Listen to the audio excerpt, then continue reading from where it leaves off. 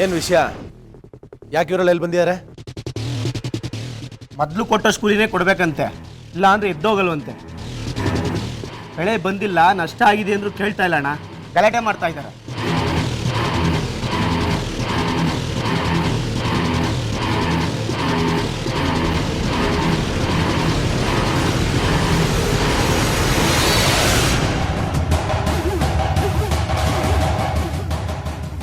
ಸಿಂಹ ವಂಶದವರು ಏನು ಕೂಲಿ ಕೊಡ್ತಾರೋ ಅದನ್ನ ತಗೊಂಡೋಗೋದೇ ಪದ್ಧತಿ. ಅದನ್ನ ಬಿಟ್ಟು ಇಷ್ಟೇ ಬೇಕು ಅಂತ ಕೇಳೋಷ್ಟು ಧೈರ್ಯ ಬಂದ್ಬಿಡ್ತಾ ನಿಮ್ಗೆಲ್ಲ? ಏನ್ ಅನ್ಕೊಂಡಿದ್ದೀರಾ? ಹೇಳಿದ್ನೋ ಇಲ್ವಾ ಅವ್ರು ಬಂದರೆ ಬೈಸ್ಕೋತೀರಾ ಅಂತ? ಕೇಳಿದ್ರ ನನ್ನ ಮಾತಾ?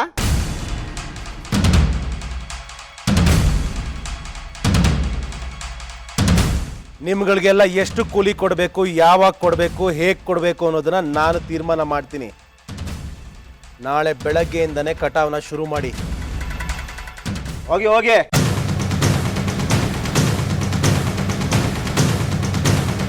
ನೀವು ಕೊಡೋ ಕೂಲಿ ಯಾವ ಮೂಲೆಗೂ ಸಾಕಾಗೋದಿಲ್ಲ ನಮಗೆ. ಬೆಳಗ್ಗೆಯಿಂದ ಸಾಯಂಕಾಲದವರೆಗೆ ಮೈ ಬಗ್ಸಿ ದುಡಿಯೋರು ನಾವೆಲ್ಲ. ಕೂಲಿನ ಜಾಸ್ತಿ ಕೊಡಬೇಕು. ಏ ದಡ್ಡ, ದೊರೆಗಳ ಹತ್ರ ಮಾತಾಡ್ಬೇಕ್ರಿ, ಎದ್ದು ನಿಂತ್ಕೊಂಡು ಮಾತಾಡ್ಬೇಕು ಅಂತ ಗೊತ್ತಾಗಲ್ವನು ನಿನಗೆ? ಅಯ್ಯೋ ಕಂಡಿದ್ದೀನಿ, ಸುಮ್ಮನಿರಪ್ಪ. ಮೊದಲು ಕೂಲಿ ಕೊಡಕ್ಕೆ ಹೇಳು.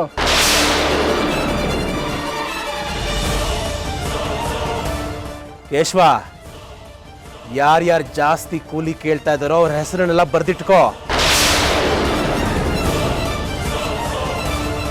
ನಾಳೆಯಿಂದ ಅವ್ರು ಯಾರನ್ನು ಗದ್ದೆ ಒಳಗಿಳಿಯಕ್ ಬಿಡಬೇಡ. ಕೂಲಿಗಳು ಕಮ್ಮಿ ಬಂದ್ರೆ ಶಿವನಹಳ್ಳಿಯಿಂದ ಕರ್ಸೋಣವಂತೆ.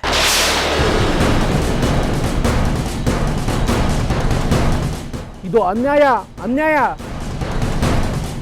ಕೊಟ್ಟು ಕೂಲಿನ ತೆಪ್ಪಗಿಸ್ಕೊಂಡು ಹೋದ್ರೆ 4 ದಿನ ಹೊಟ್ಟೆಗೆ ಹಿಟ್ಟಿರುತ್ತೆ. ಅದನ್ನ ಬಿಟ್ಟು ಗಲಾಟೆ ಮಾಡಿದ್ರೆ ಇರೋದು ಹೋಗುತ್ತೆ. ನಿಮ್ಗೆಲ್ಲ ಒಂದು 4 ದಿವಸ ಉಪವಾಸ ಬಿದ್ದರೆ ಮಾತ್ರ ಬುದ್ಧಿ ಬರೋದು ಅನ್ಸುತ್ತೆ.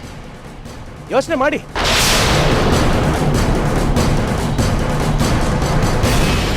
ಇದಕ್ಕೆಲ್ಲ ನಾನು ಒಪ್ಪೋದಿಲ್ಲ.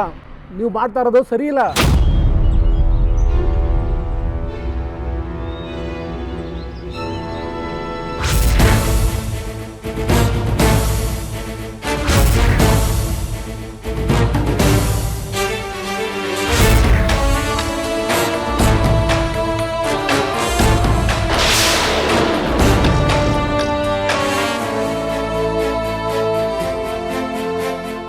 ನಮಸ್ಕಾರ.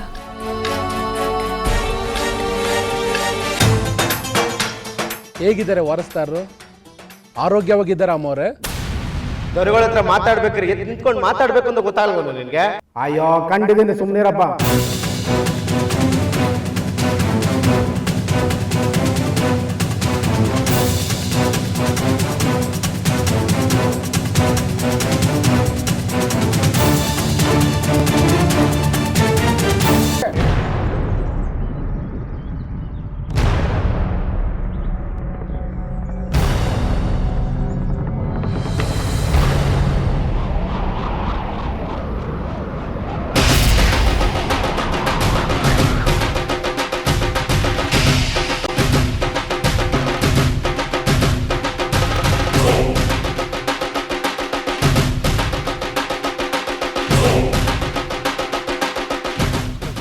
ನಮಸ್ಕಾರ.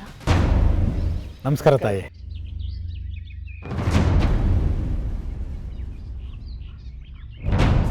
ದೇವ್ರು ಒಳ್ಳೇದು ಮಾಡಲಿ ತಾಯಿ.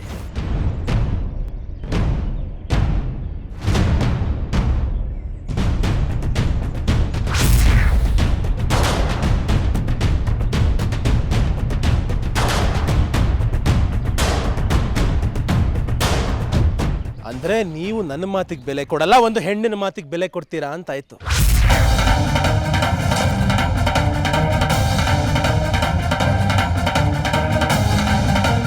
ಇದೇನು ಹೀಗೆ ಮಾತಾಡ್ತೀರಿ ಆದಿತ್ಯ ಸಿಂಹ? ಅವರು ಯಾರೋ ಒಬ್ಬರು ಹೆಂಗಸಲ್ಲ, ಸಿಂಹವಂಶದ ವಾರಸ್ದಾರನ ತಾಯಿ, ರಾಜಮಾತೆ.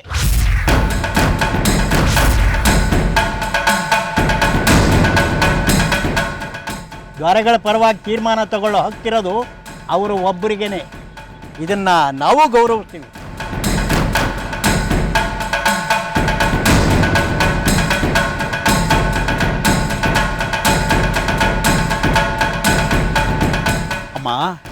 ಸಿಂಹವಂಶದ ದೊರೆಗಳು ಇನ್ನೂ ಚಿಕ್ಕವರು. ಅವರು ಯಾವ ನಿರ್ಧಾರನೂ ತಗೊಳ್ಳೋಕ್ಕಾಗಲ್ಲ. ಅವರು ಪ್ರಾಯಕ್ಕೆ ಬರೋಷ್ಟು ದಿವಸ ಅವರು ಎಲ್ಲ ನಿರ್ಧಾರಗಳನ್ನು ತಾವೇ ತಗೋಬೇಕಾಗುತ್ತೆ. ಇದಕ್ಕೆ ನಮ್ಮ ಪಂಚಾಯಿತಿ ಒಪ್ಪಿಗೆನೂ ಇದೆ ತಾಯಿ.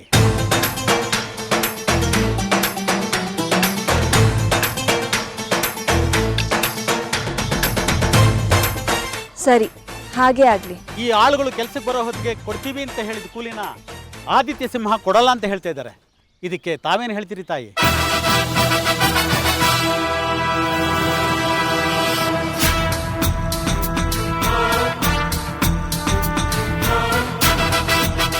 ನೀವೆಲ್ಲ ದೊಡ್ಡವರು, ಸರಿ ತಪ್ಪು ತಿಳ್ಕೊಂಡಿರೋರು. ಅದಕ್ಕಿಂತ ಮೇಲಾಗಿ ನನ್ನ ಗಂಡನ ನೋಡಿರೋರು.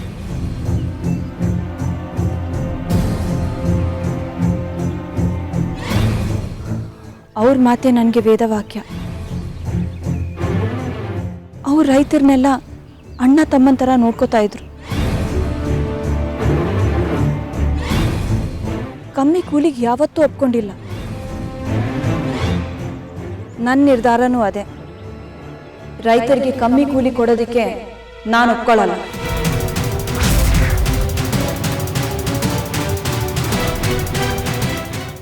ಇವ್ರಿಗೆ ಏನು ಕೊಡ್ತೀವಿ ಅಂತ ಒಪ್ಕೊಂಡಿದ್ವೋ ಅದನ್ನು ಕೊಟ್ಟೇ ಕೊಡ್ತೀವಿ, ಕೊಡಬೇಕು.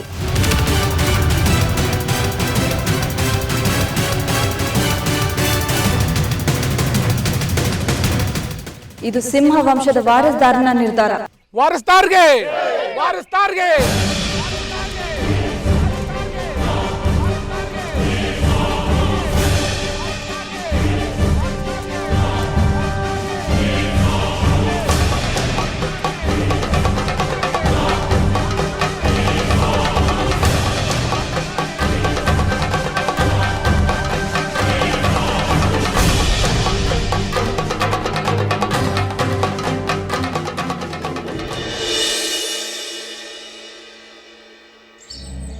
ಹದಿನೈದು ಸಾವಿರ 15,000 ಒಂದು ಸಾರಿ,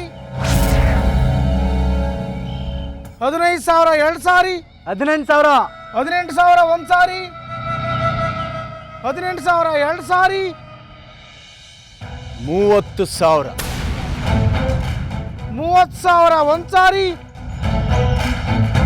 30,000 ಎರಡು ಸಾರಿ, 50,000.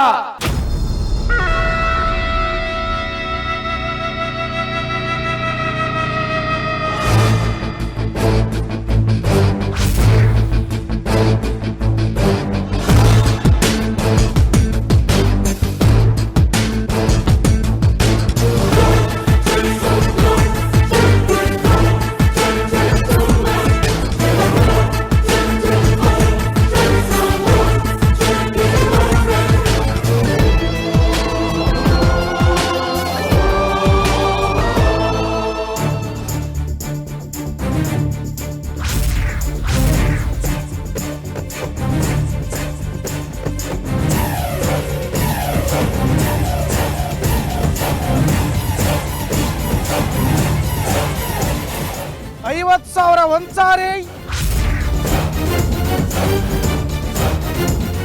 50,000 ಎರಡು ಸಾರಿ,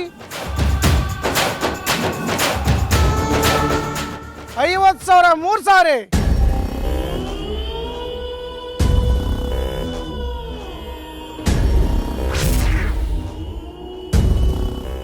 ಆದಿತ್ಯ ಸಿಂಹ ಅವರೇ, ನಿಮ್ಮ ಕಾಗದ ಪತ್ರ ಕೊಡಿ, ಲೆಕ್ಕಾಚಾರ ಮುಗಿಸೋಣ.